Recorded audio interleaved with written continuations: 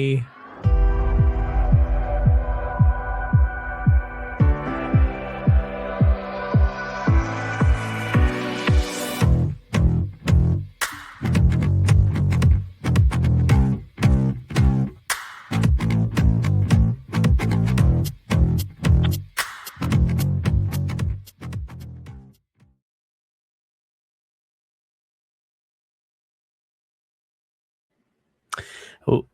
all right. Welcome to another edition of Shabbat Lounge. This is Matt. And Jake here. I almost forgot what I say, Jake.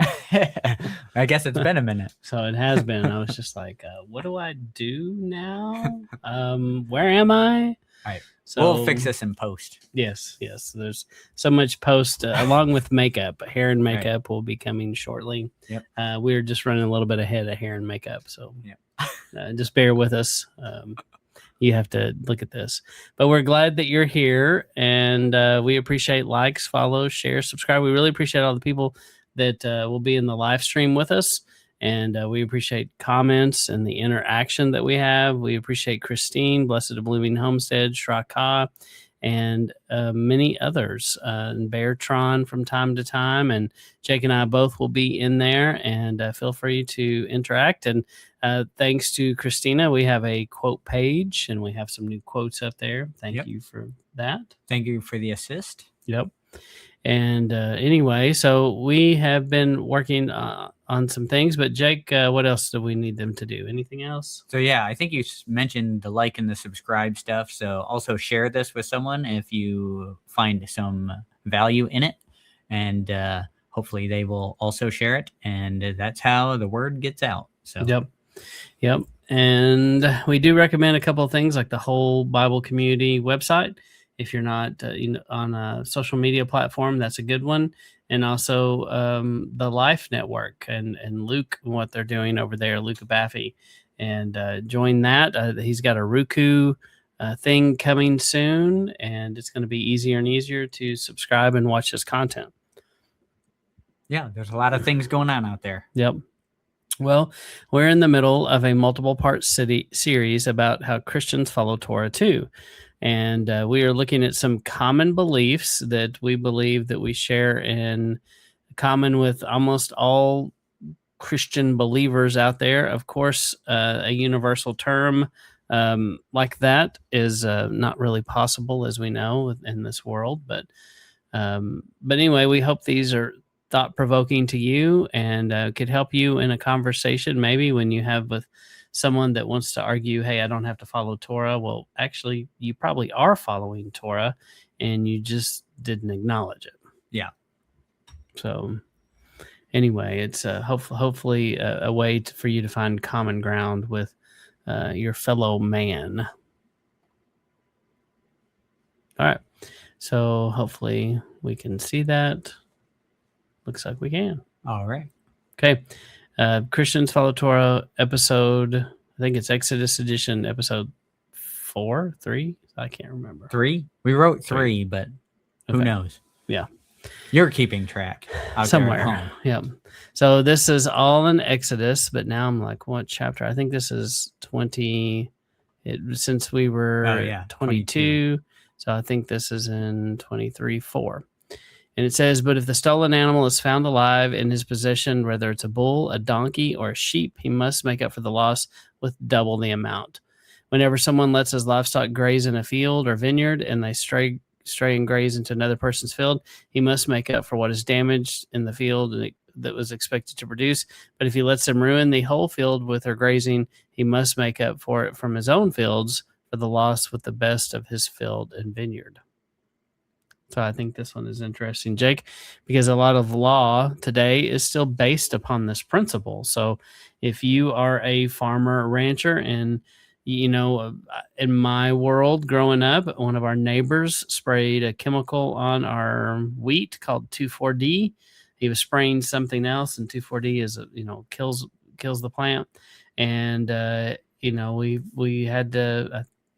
he was kind of cantankerous, and he should have on his own followed this. But I think my grandfather had to sue him over it or something for the damage, or they had to threaten to, and the guy finally compensated him for his loss. But, this principle, it looks, it still could be this literal, but it also applies to kind of other things here. Yeah, this looks just like what you would see from, here, I'm suing you for damages. Is even how it's, mentioned. So once you've damaged something and now of someone else's, and now you have to recompense for it. So yeah, I think this is in agreement. Yeah, and I think most people, most cultures around the world operate with this kind of idea. It's not unique to the States. Okay, and then continuing, whenever a fire starts and spreads into the underbrush so that it burns up stacked or standing grain or ruins a field, the person who started the fire must make up for the loss. This is what you must do whenever someone gives his neighbor silver or other valuables to keep for him, and they are stolen from that person's house. If the thief is caught, he must make up for the loss with double the amount. If the thief is not caught, the owner of the house must be brought to Elohim to find out whether or not he took his neighbor's valuables.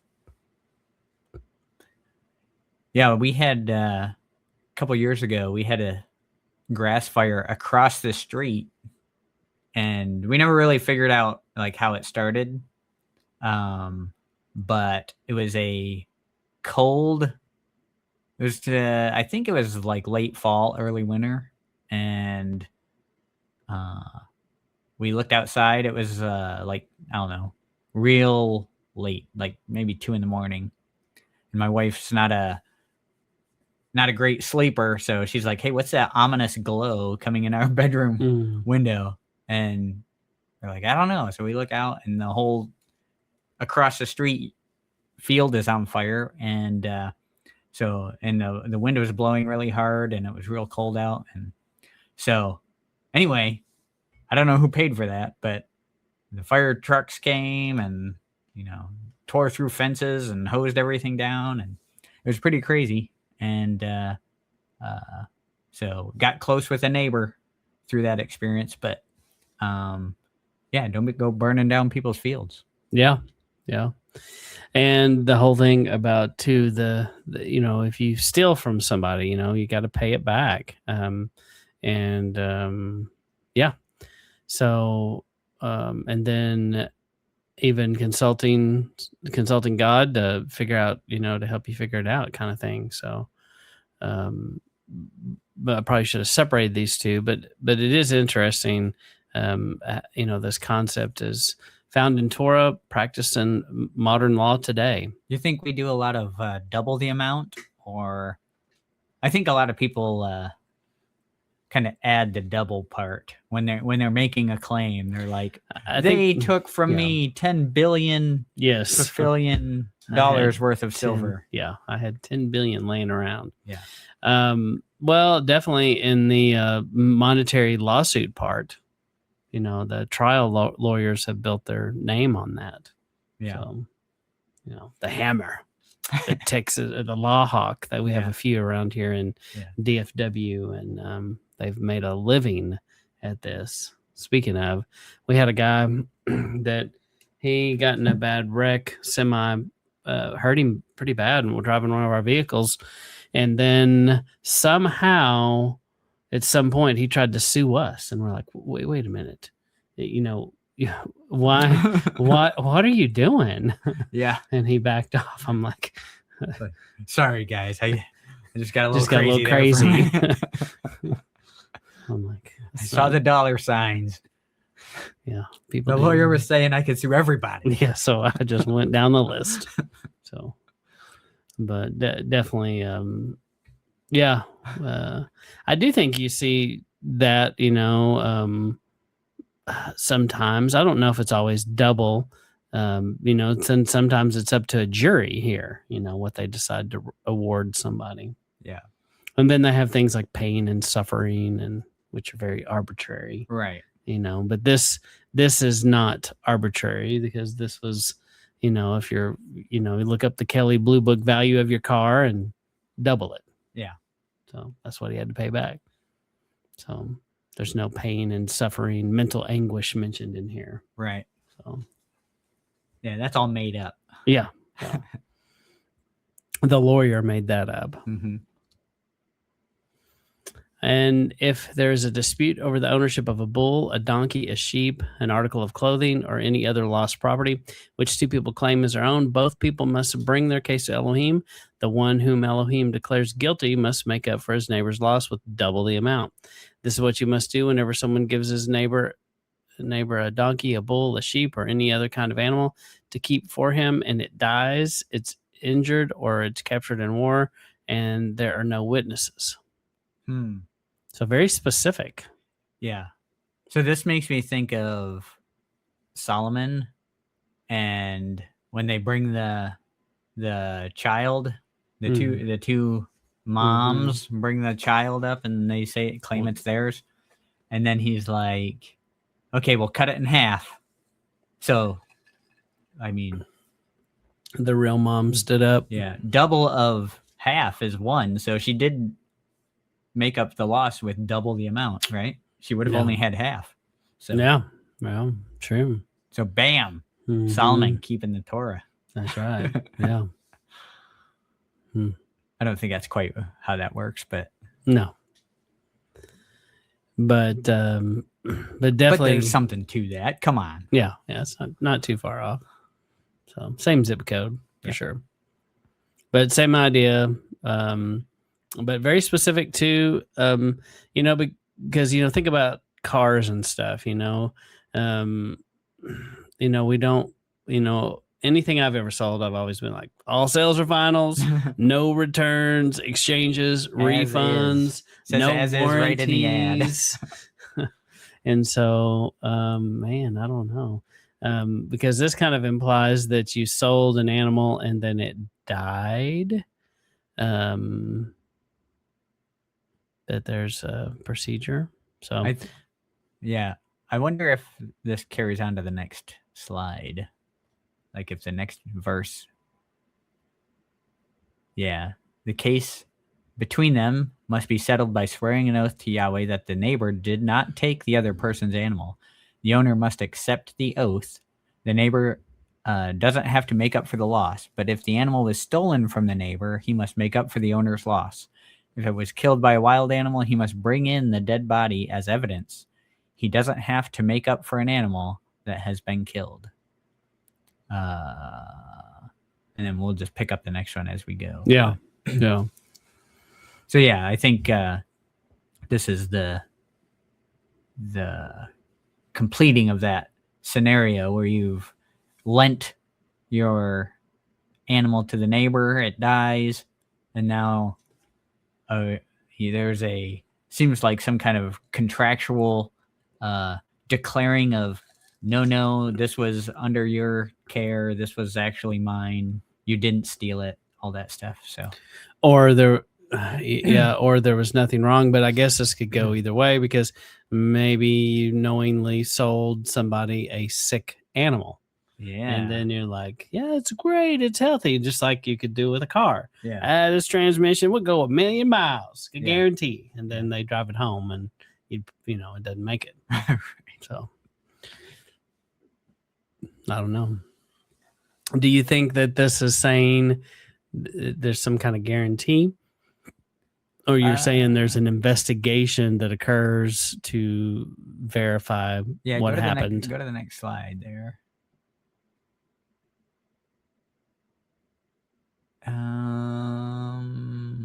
Yeah, I think because that's talking about stealing.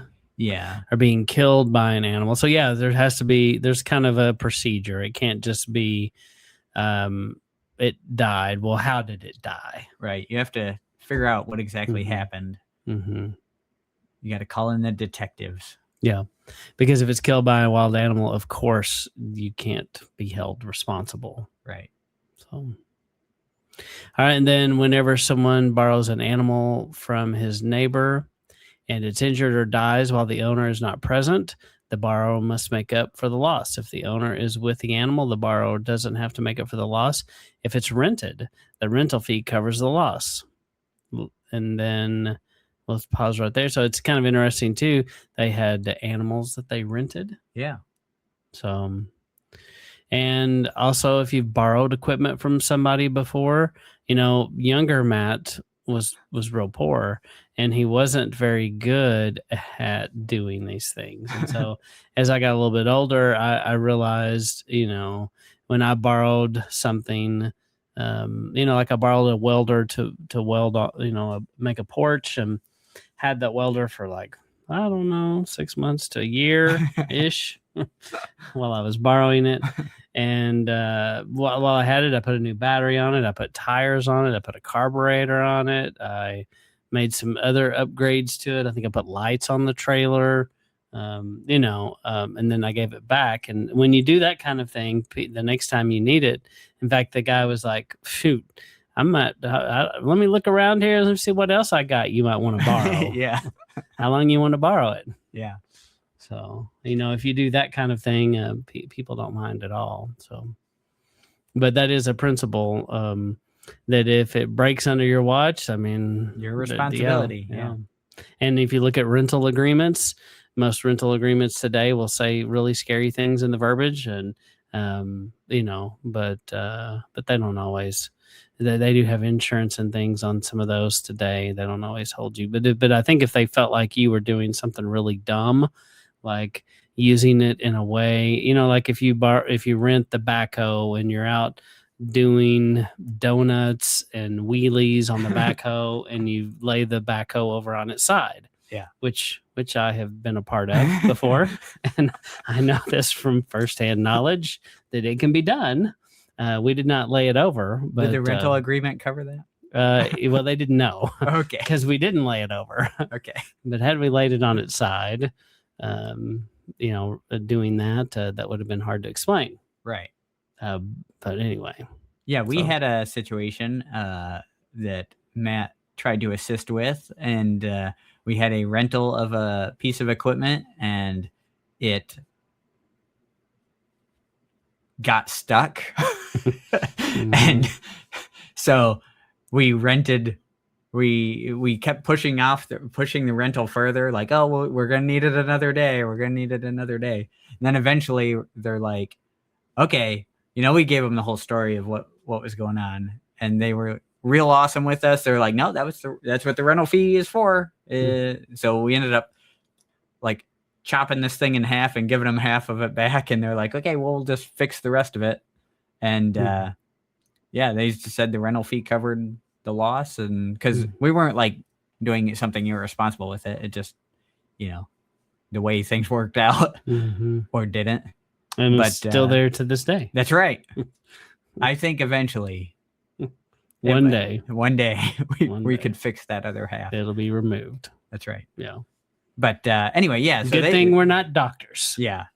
So they this thing broke, and you're just gonna have to live with it. And one day it'll just maybe fall out. Maybe. It may still be in you. I don't know. Yeah. Oh. So yeah. Speaking of that, I should probably give it a tug again. I don't know. He's talking about it. I think we have to clarify what you're talking about. Okay. This was I had roots growing in my main line for my waste water system, my septic line, my main trunk line, and I had roots growing in there. And the snake somehow got stuck in there. And so now I got this big snake hanging out of my main trunk line. Anyway, if anyone knows how to fix that, other than digging under my house, then that's kind of what we're looking for. Dawn soap is the answer to everything, but it didn't help with this. No, it's funny. It's only like 5-10 feet in. It doesn't obstruct. It doesn't mess with anything, any of the plumbing or anything. It's just enough to be a pain in the butt, or trunk line, pain in the trunk line. So, put in the comments how to fix that. Yes. All right, 16. All right. Whenever a man seduces a virgin who is not engaged to anyone and has sexual intercourse with her, he must pay the bride price and marry her. If her father absolutely refuses to give her to him, he must pay an amount of money equal to the bride price for virgins. So, do you see a lot of church folk doing this game here? No, I don't think many people in the world today are too worried about any of that, in my experience. So Okay. that's not real high, Okay. on their priority list. Although I do think that if you made a stink about this, I think this is something the church would get on board with. Yeah. Like, because I think they're always trying to figure out ways to, you know, import on the teenagers in the Yeah. group how Mhm. to be responsible and respectful of each other. And I think that maybe if things were brought back to this kind of a scenario, it would make a lot more sense. Yeah, for sure. Yeah, there seems to be no consequence for living together, living in sin, or as my great grandma would say, they're living like dogs, Matt. So, and one time she refused to let my uncle stay in her house because he had a live-in lady, and she was like, "You're not gonna live like a dog in my house." Good for her. So he didn't. Yeah. He slept somewhere else. Okay. Out in the rain. Yes. No. So yeah, isn't this the old shotgun wedding scenario here? Yeah, So, kind of. Mm-hmm. So see, the South does this. Yeah.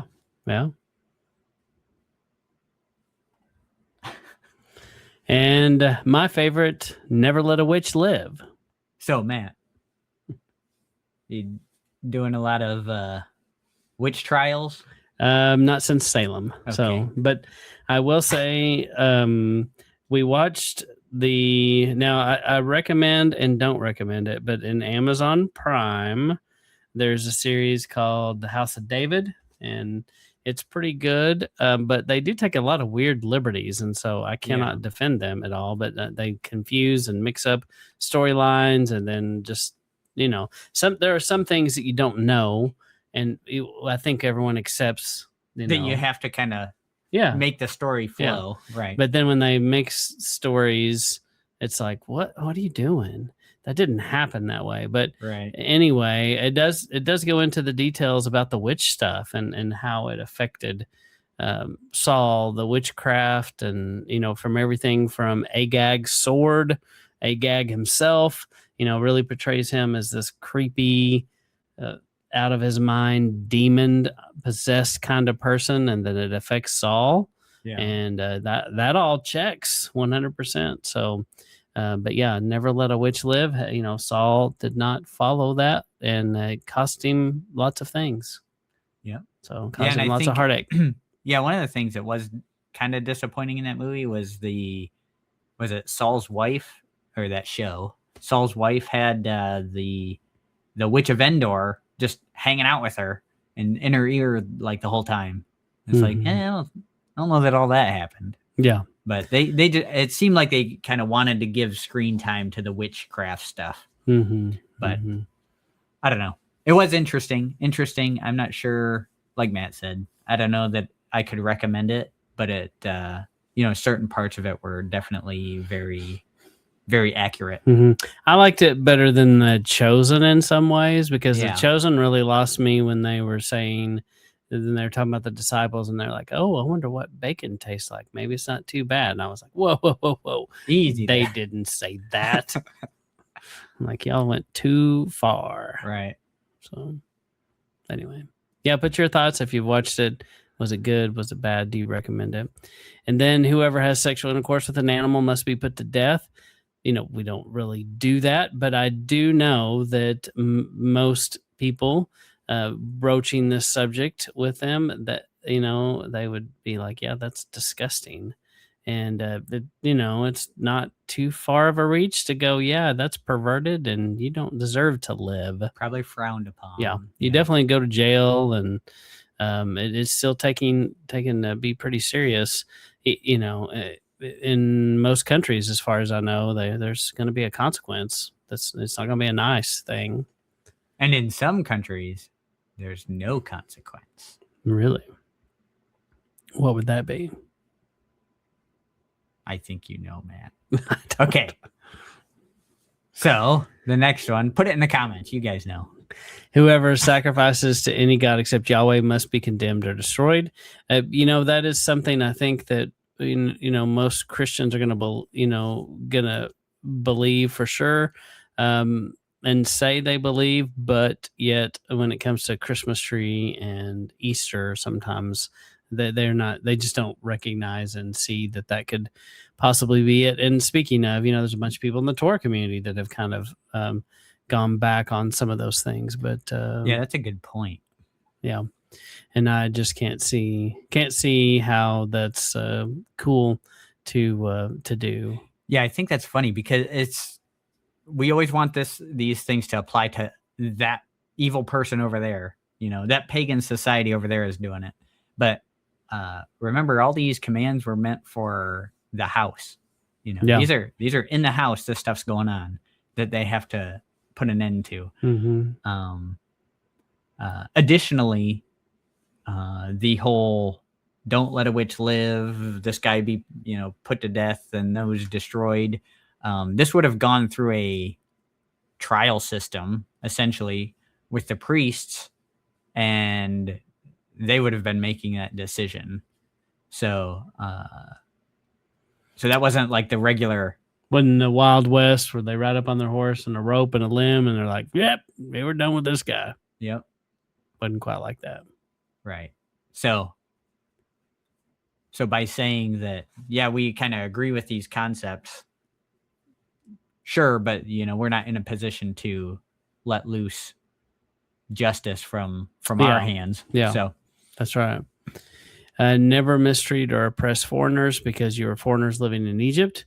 This quote often gets misused, I believe, in America today, especially with people coming in from our other, from other countries. But there's truth, to those things. We don't have to. To me, this is like, could you say racism, prejudiced?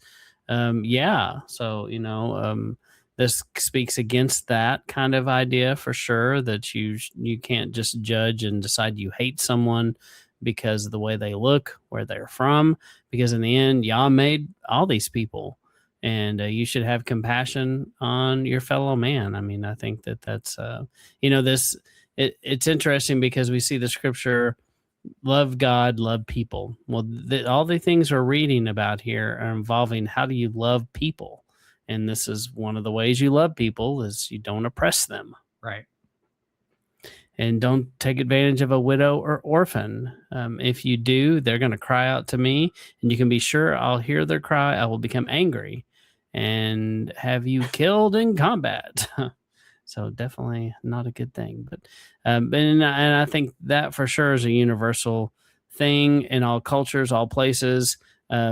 Everyone, in their heart knows that you take care of the old people, you take care of the widows, the people, you take care of the orphans and the children. Now, sometimes some countries don't do that very well. But another good movie I challenge you to watch, and this one I can recommend. It is in Amazon too, and it's called Molly, and it's about this African guy that lives in Kenya, and he is very wealthy, and it's his story of how he takes on orphans, and it's powerful, and his family thought he was crazy, had lost his mind. He basically lost his fortune in the process, and then eventually rebuilds it. But yeah, just made his life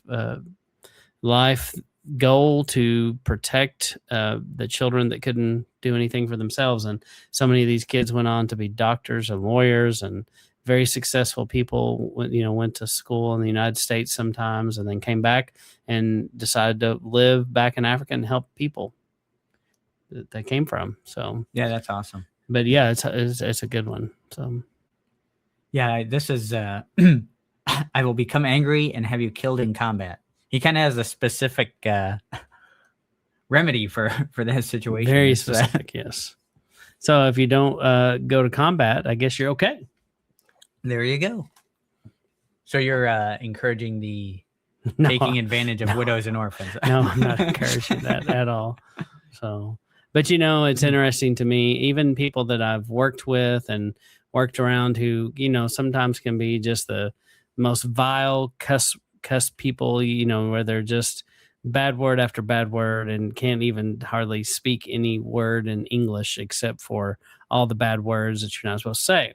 And yet I've seen them, be defensive and not want to take advantage of especially a widow, that you might encounter. It makes them mad when they see that happen. So it's just interesting how, for as many things that seem so bad in the world, there's still some things that upset people, and they will do the right thing.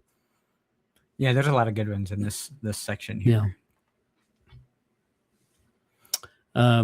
So this is the continuation of that, Jake. Then your wives and children will become widows and orphans. Oh yeah, if you're hating on widows and orphans, then your children will become widows and orphans. See, he's eye for eye there. He's the punishment fits the crime. Yeah.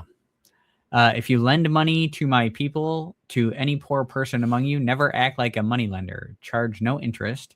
If you take any of your neighbor's clothes as collateral, give it back to him by sunset. It may be the only clothes he has to cover his body. What else will he sleep in? When he cries out to me, I will listen because I am compassionate. Yeah, it's interesting how he hears the cry. We read that in that earlier scripture when the mistreated cry out to him. He hears that, and it is a matter of fact. That they're going to cry out. Of course, they're going to cry out, and then you're in trouble because he is going to listen. He cares, and if our money system worked like this, we would be so much better off. And that is one reason why people traditionally have hated the Jewish people, because they tend to be really good at collecting some money. And they won't charge each other interest, help each other out, but I think that's interesting. Yeah, I think I don't have the verse offhand, but I believe it does specify within the camp, don't charge interest, but the foreigner, you're allowed to charge interest to. Yeah. So they've definitely taken that one and been successful with it. Yeah. Right. Yeah, for sure. And used by different cultures to do that thing. Yeah. To their benefit, where they charged interest to the foreigner. Yeah. I mean, this is also a, keep the money in the house kind of situation. Yeah.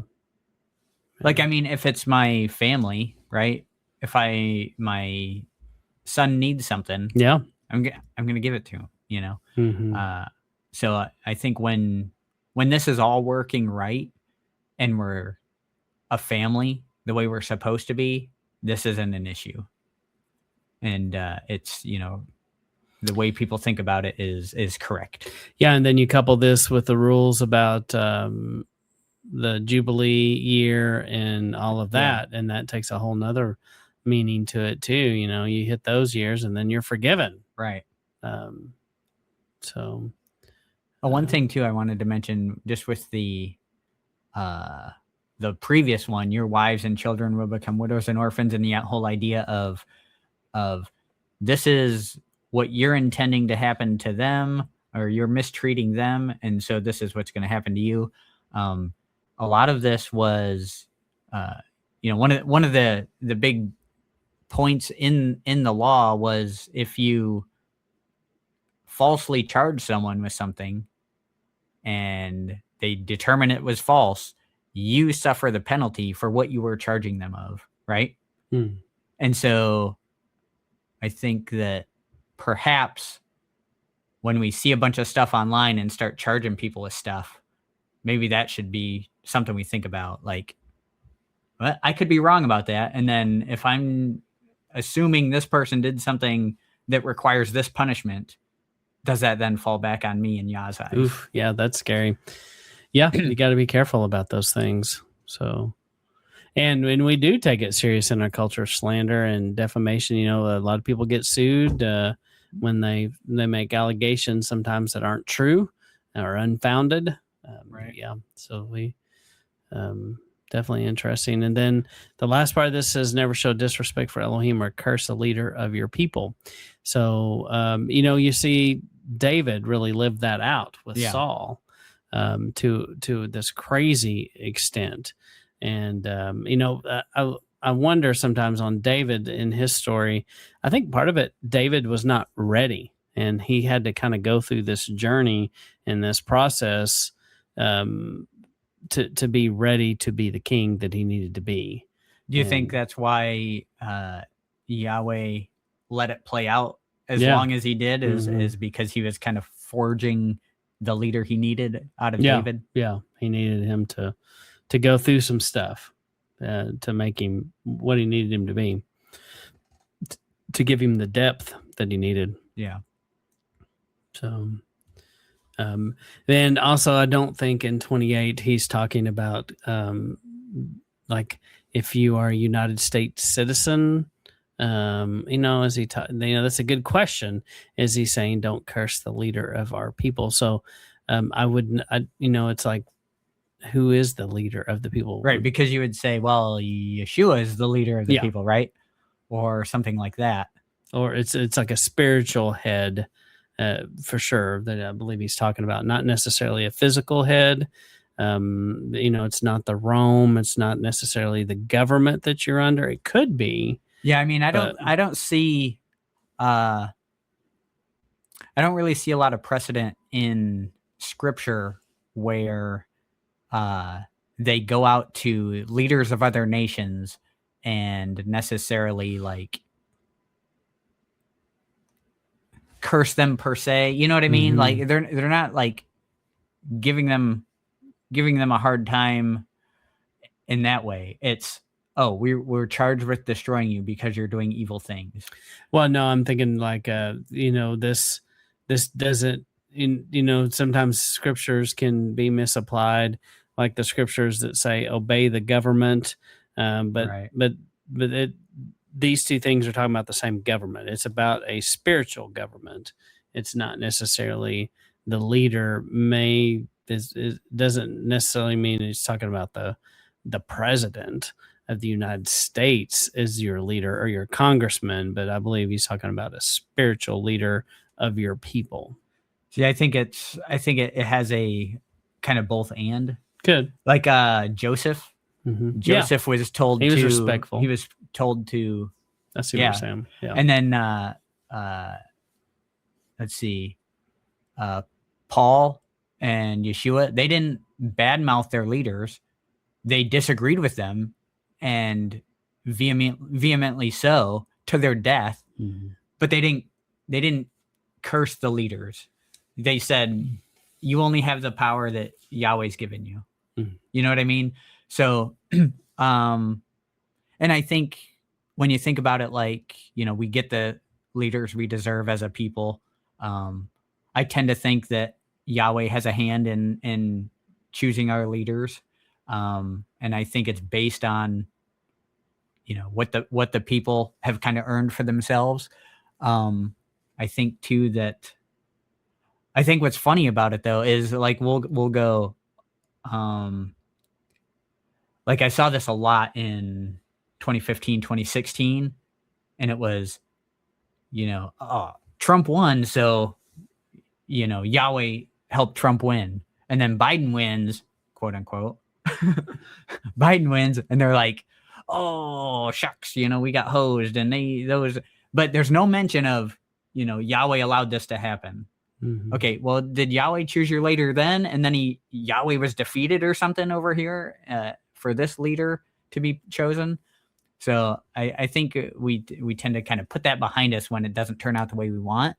So maybe some balance on how we're looking at that. Yeah, no, that's good. And that's also fodder for people that are atheists who don't want to believe and that kind of thing. So they will say that very thing. Right. They will call you out on it. And there is a logic flaw with that. And you should be honest with it. But I think you're right to an extent about that. You don't see a lot of evidence, where he's condemning them to curse the leader of the people. Often it is, if you see that happen, it's maybe the leader of his people that he's punishing. Yeah. So because they did not obey. Right. If you find yourself in that position, you're cursed. Right. Yeah. So when you find yourself taken over by the enemy, it's a curse. Right. Yeah. Yeah. It's like people use the argument of, well, if you were, I don't remember where I heard this. It might have been outside the camp, but I don't remember. If it wasn't you, Andrew, too bad, you get the credit. But he said it was something like, well, if you're starving somewhere and you don't have there's some pork or nothing, do you eat the pork? It was Andrew. Yeah. And he's like, no, I don't eat the pork. At that point, if that's your only choice, you're cursed. You've gone beyond where you need to be, and Yahweh's cursed you with only bad options. So yeah, it's a good point. It is a good point. No, Andrew made it better, but all right, moving right along, still talking about how to treat others. I don't know whose turn. Your turn? I'll read. I ain't scared. Never withhold your best wine from me. You must give me your firstborn son. You must do the same with your cattle and your sheep. They will stay with their mothers 7 days, but on the 8th day, you must give them to me. You must be my holy people. Never eat the meat of an animal that has been killed by wild animals out in the countryside. Throw it to the dogs. Yeah, somebody last week commented and said something about, I think they were alluding to, we were endorsing eating roadkill. And we did have a story, but we're not endorsing roadkill because I think this answers your question right here. I think that also roadkill is not an animal that died of itself. You killed it. Yeah, that's true. That's true. Whether you killed it with a speeding car or a speeding bullet. Right. Now, there is a difference in the meat, I'm right. Sure. One is depends on where you hit preferable. It. Yeah. So, yeah. Yeah, no, you're right about that. That is interesting to think about. So I do think, yes, that is an arguable point. But is a speeding car any different than a speeding bullet? I don't know. Seems about the same. Same effect. The bullet's just bigger. You're right. So, yeah. So I think this is interesting. Never withhold your best wine from me. You must give me your firstborn son. How do those go together? Yeah. Is it like it almost looks like it's pulling out like a celebratory situation? Maybe. Yeah. Yeah. Like, oh, this great thing is happening. We'll pull out the best wine, right? Yeah. Not the leave the crap for the beginning of the wedding and that kind of thing. And you see his compassion here with animals. Let them be with their mothers for 7 days. But then on the 8th day, they're consecrated to him. Yeah. But I'm also like, I don't think he's saying you wean the babies in 8 days. I don't think that's what he's saying, but it's a consecration deal. Yeah. This is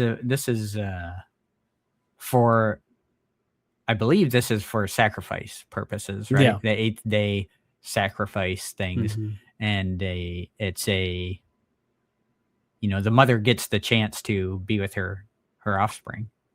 It's funny that it's 8 days. It lines up with circumcision. Also, so we got and Sukkot.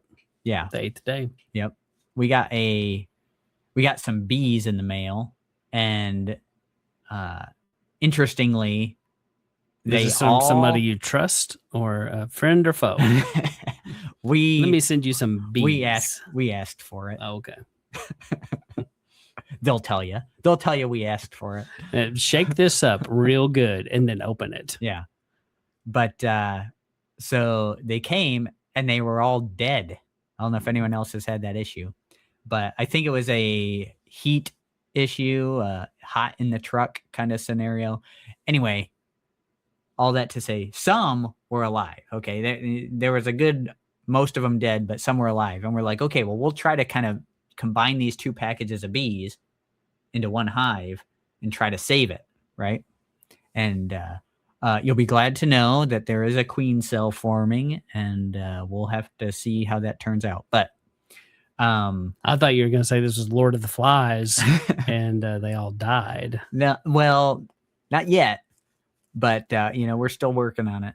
But point being, once you put them in the hive, you kind of want to wait 8 days to go check on them. So when that day came, I just told everyone I got to go circumcise the bees, because that's kind of an 8th-day thing, right? Yeah, you must be good with a knife. That's right. So real good. All right. So remember, 8th day before you circumcise your bees. Yes, very important. All right, and then we're going to deal with hearsay. Exodus 23:1. The Lord continued, never spread false rumors. Don't join forces with wicked people by giving false testimony. We kind of talked about that earlier, and definitely laws about defamation and character assassination. And we're not supposed to do that. And people online kind of feel free, especially in social media. It seems to be really bad with this. People, keyboard warriors, feel real brave saying things online sometimes. Especially nowadays with AI stuff, you can put anything out there and say that it's real. Mm-hmm. And it's bad news out there. Yeah. This goes into this is kind of pretty famous story, I think, but the lady goes to I think it's a priest, and says, it sounds like a joke. I laughed, but she says, hey, I said I spread some bad info to someone or gossiped about someone, and how can I fix it? And he goes, okay, go to the top of your house and cut open your pillow and let the feathers blow in the wind, and then come back to me the next day. So she does that, and she goes, okay, I don't know how that helped. And she goes, so next step, how can I fix this? And he goes, go pick up every feather. And obviously you can't. And so that's kind of the story there. Mm-hmm. I don't know if you've ever heard that, but no, I've never heard that before. I don't remember who that's attributed to. It might be might be a Catholic story. Put it in the comments if you know. Yeah. All right. Don't spread your feathers everywhere. Yep. Or is it spread your wings and you can fly? I don't know. That's it. Said Spirit Airlines. Ooh, too soon, Matt. Mob rules, Exodus 23:2. I am going to miss the fights in the everywhere. I was going to say in the plane, but it's also at the gate, on the ramp. Yeah. Speaking of that, mob rules 23:2. Never follow a crowd doing wrong. When you testify in court, don't side with the majority to pervert justice. So it doesn't justify getting caught up in the moment. I have heard that used in argument and trial, and sometimes maybe there have been sentences where people have argued this in court and maybe won. I don't think it's right. It doesn't justify burning down the Target because you're mad about something and you don't even know why you're mad. Probably you just joined in with all these other people doing bad things and you're like, yeah. Okay, so we know what doesn't justify burning down Target. Matt, tell us what does justify. Nothing. Okay, that is the correct answer. Okay. Yes. For this one, I think about a little fella named OJ. Mm. Have you heard of this man? Yeah. Okay. Does this sound like it would fit that situation? If it don't fit, you must have quit. That's right. So you had a bunch of people that who didn't want to see race relations get worse. And so they picked an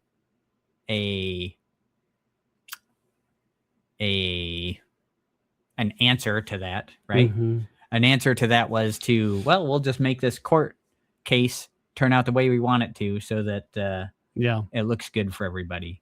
Yeah. And to make up for all this other stuff that went wrong. It's like, well, that's not how that works. Either, you have to take a case on an individual basis. Yeah. But just like your mom always said, you don't do it just because everyone else is doing it, even though that argument gets used a lot, but doesn't make it right. Right. Okay, partiality. 23, Exodus 23:3. Never give special favors to poor people in court. How do you like that? Singling out poor people in court. Yeah. Sometimes you do go, what about rich people? I don't think you're supposed to do it for rich people either. I think that's in there too. Yeah. Maybe not in this part of scripture, but it's definitely in there somewhere. And then James 5:4 goes with it. The wages you refuse to pay people who harvest your fields, shout to God against you. The Lord of armies has heard the cries of those who gather the crops. Right. So more crying out and the Father hearing him. So he definitely has a heart for the poor and the oppressed. The worker is worth his wage. Yeah.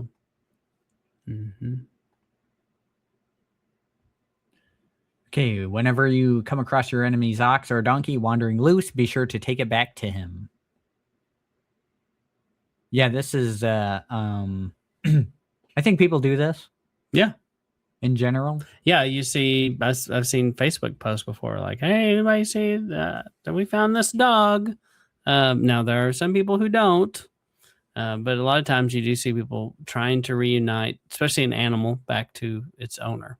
Yeah, the other side of this is when you don't know who it belongs to, you're meant to hold on to it until the owner comes looking for it, and you go, here's your thing that escaped.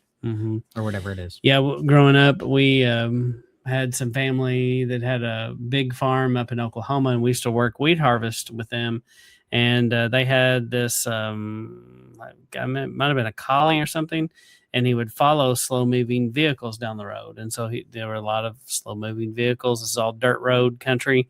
And so he followed some tractor, got lost, was miles away, and he had 2 little boys at home that just loved him.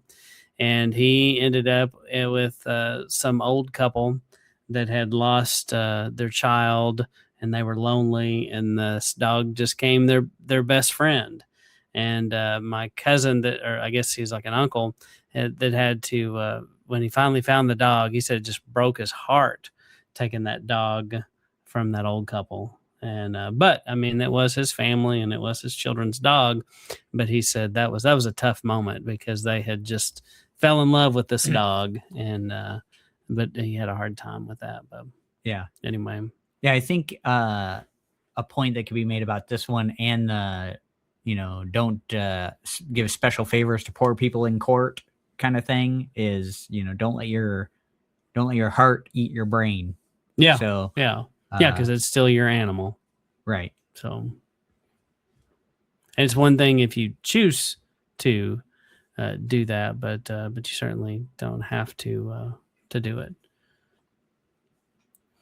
And then Exodus 23:5, whenever you see the donkey of someone who hates you has collapsed under its load, don't leave it there. Be sure to help him with his animal. So, have compassion on your neighbor, even the guy you hate. And if he needs help, go help him. And, that's a humble pill to swallow. And people, we don't always want to do that kind of thing. And this is the kind of thinking that you see Yeshua speak of in the New Testament, is this going beyond just following the command, doing the heart difficult things, because this is a difficult thing to do. Right. He makes the point that, who won't do something nice like this for someone they care about? What sets you apart is doing something like this for someone who is your enemy. Yeah. It's a tough one. So would this look like a vehicle today? Yeah, I think so. Yeah. Collapsed under its load. Bad day.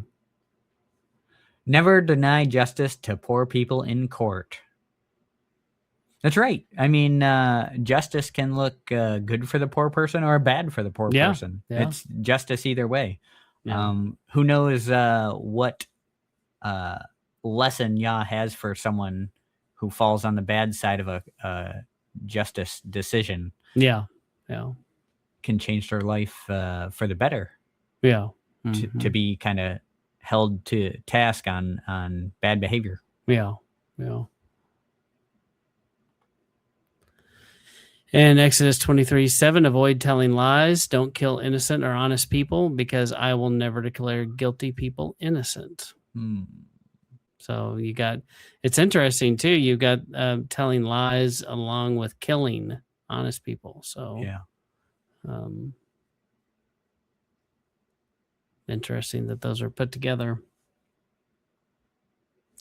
And then something we've talked about before, blind justice, Exodus 23:8. Never take a bribe, because the bribe's blind who can see and deny justice to those who are in the right. So we talked about how in America we have blind justice. What does that mean? Yeah, it could mean one of two things, right? It could mean I don't look at who this applies to. I just apply the law equally, no matter who's in front of me. Or it could look like I'm going to turn my eyes away from what's happening over there and kind of let something slide for someone. Well, and unfortunately, the world has seen firsthand recently where there's some names on a big list that everybody talks about, and nothing really's happened because they have maybe paid off people, and everyone is just like, nothing to see here. We don't see any reason to prosecute or go after any of these people, bring the whole system down.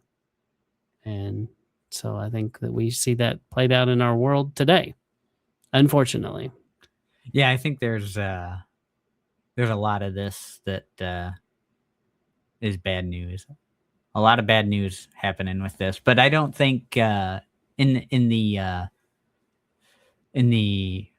spirit of bringing us back to our purpose behind doing this series even is I think we're in general agreement with the church on bribe equals bad. Yeah. Now, though, I did think years ago the Trunk Monkey commercials were funny, where you have it's by Chevrolet Suburban Auto, and they made this whole series, and one of them was a trunk monkey that comes, bails you out, and you're getting a ticket, and you press the button, and the trunk opens, and this monkey comes up and stands next to the cop, like gives him a donut, and then the next thing you know, the monkey's giving him cash. So you're saying that was bad then? Yes, that's bad. But called the Trunk Monkey. It's funny though. I think I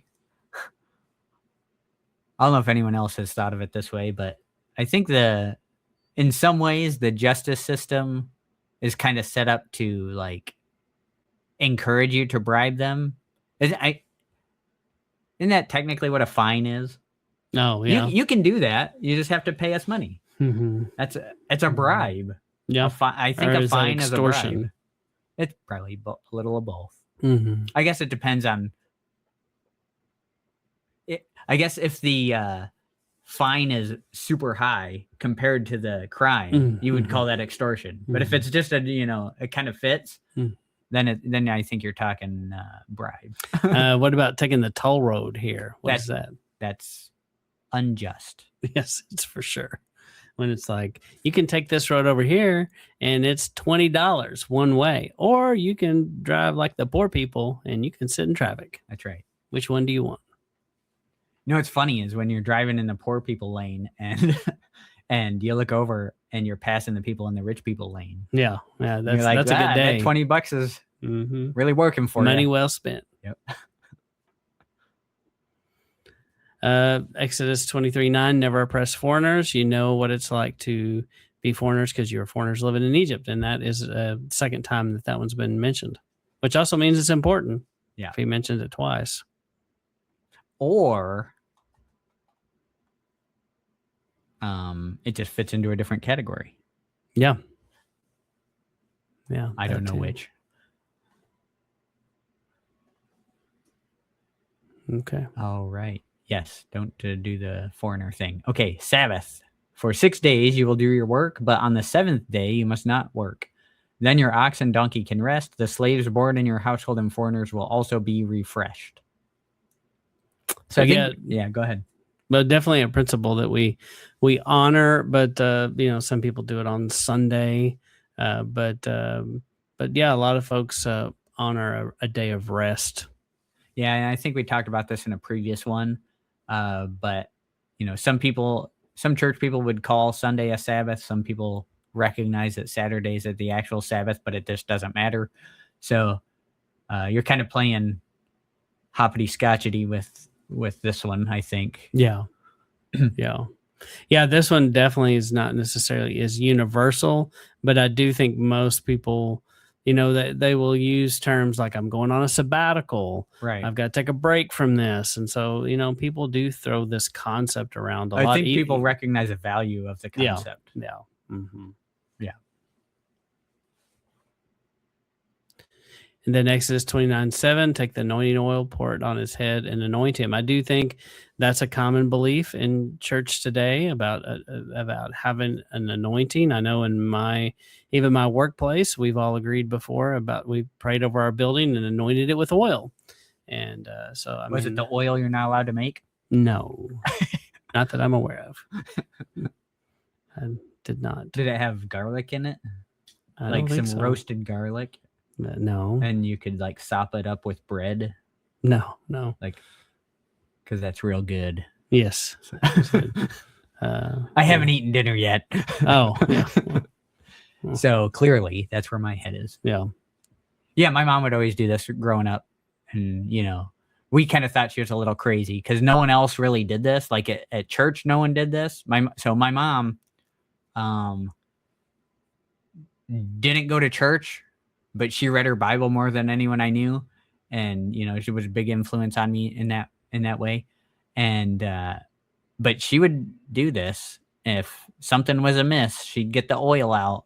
And we're like, Mom, why are you rubbing oil on stuff? Mm-hmm. And she's like, because it says to. Yeah. Like, okay.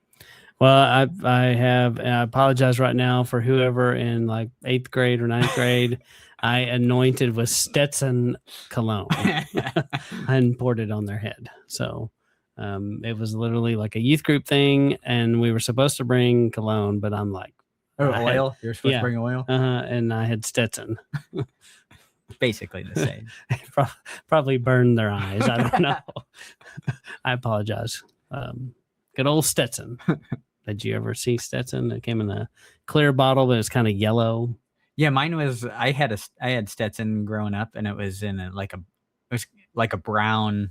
Yeah, and it had like I think it had longhorn horns on it. Lasso, something. Yeah.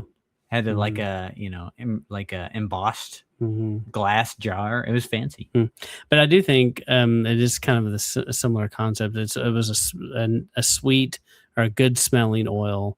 It wasn't like used cooking oil that you poured on people's heads, because that would be gross. Some peanut oil. Yes. All right. Just slapping people with French fries. Dan, your favorite. Aaron and his sons will use it for washing their hands and feet. The oil, I imagine that's saying. Okay. But definitely, people still practice this. You've talked about, a church that you knew that practiced this. And, sometimes people will reenact this and, the same group setting, a youth group thing. I think we anointed people and we washed their feet the next day or something, Yeah, Seventh-day Adventist, big on the feet washing. And we always do it at Passover time. We always kind of recreate the Last Supper scenario and do the foot washing. And it's a little lost in our culture just because we wear socks and shoes. But back when people had open shoes, yeah, their feet got gross. I don't know, man. I think feet are still gross. Yeah, they're not. It's not super pleasant. Yeah. In fact, you might argue they're more gross when you put them in a sock and shoe and let them be sweaty all day than just being out in the open. Yeah. So. All right. Exodus 31:3. I have filled Bezalel with the Ruach Elohim, making him highly skilled, resourceful, and knowledgeable in all trades. Yeah, the idea of being filled with the Spirit. The Bezalel thing is funny because the kids watch this show with these They used to. They watch this little like, I don't know what it is, cartoon thing, but it's like all the characters are drawn and they look like cutouts. They look like cutout paper things, and they run around. And there's this one, and it's showing this scene, and everyone in the crowd's going Bezalel, Bezalel, and it's hilarious. Mm-hmm. And so they do that once in a while. They'll just go Bezalel, especially when we read this in the portions. They'll go Bezalel. Yeah. Well, and this is an interesting scripture too, because often neglected that there are spirit-filled people back in the Torah. Right. So, but definitely the church believes in spirit-filled people. Some churches more than others. Yeah. So, for sure. And Exodus 33:20. Holiness of God, but you can't see my face because no one may see me and live. So I do believe that that's a universally accepted thing. I don't think many people are going to argue, anything different than this. Yeah, I think some people have greater reverence. Some churches, some denominations have greater reverence than others. I mean, and then some people fake it better than others, I think. Yeah. Okay, Exodus 34:6-7. Then Yahweh passed in front of Moses, calling out, Yahweh, Yahweh, a compassionate and merciful El, patient, always faithful and ready to forgive. He continues to show his love to thousands of generations, forgiving wrongdoing, disobedience, and sin. He never lets the guilty go unpunished, punishing children and grandchildren for their parents' sins to the third and fourth generation. In the first part of this, you're like, oh... nice. And they're like, whoa, wait a minute. Yeah. So I definitely think modern churchianity is like, they're way cool with all of this. And then this part, that's a little harder. And they're like, whoa, wait a minute. That's Old Testament. That it didn't work like that anymore. But does it? Yeah, I think that's why my understanding of grace changed once I came to Torah, because here he's saying he doesn't let the guilty go unpunished, right? And this is him showing that he's compassionate and merciful and ready to forgive. And yet, right, he'll carry that punishment on.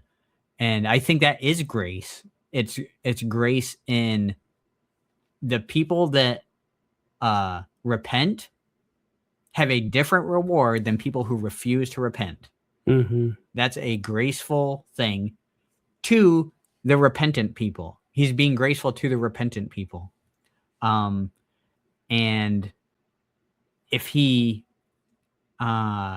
gave the same treatment to someone who refuses to come to him as he does the people that do come to him, how is that righteous? How is that being a righteous judge?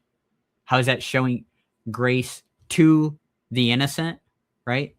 I think a lot of times we put ourselves in the guilty camp and go, oh, he's showing grace to me. I can remain this guilty camp and still get this grace that they're talking about. But I think there's a nuance there that the church kind of misses. And they kind of go, okay, grace everywhere. But I think that you have to make that distinction. Mm-hmm. Yeah, no, that's a good point. Sounds like I thought you were about to say greasy grace there for a second. So, well, yes. But there is this idea of just like in the Torah, it also talks about how he's going to bless you for 1,000 generations for following Torah and doing those things. But there's also a curse when you don't do the things he's asked you to do, and it's going to be carried out on 4 generations. So there is mercy there where you see 1,000 generations for the blessing. It goes to 4 generations on this. Right. So... yeah, that's a good point too. And Exodus 34:8-9, immediately Moses knelt, bowing with his face touching the ground. He then said, Adonai, please go with us, even though it we are impossible to deal with. Forgive our sin and the wrong we've done, and accept us as your people, as your own people. And I think this is a common thing that you hear in a modern church today. This is a thing that we acknowledge, and we ask him to forgive us for all the dumb things we've done, because we know we've been impossible to deal with. Yeah, I think this is an important concept to point out to church people, because a lot of people, at least in their telling of it, will say, we're in the period of grace, we're in the age of grace, and it's like, well, there always was, it always was, and this is a good place to bring them to and show them that. Yeah.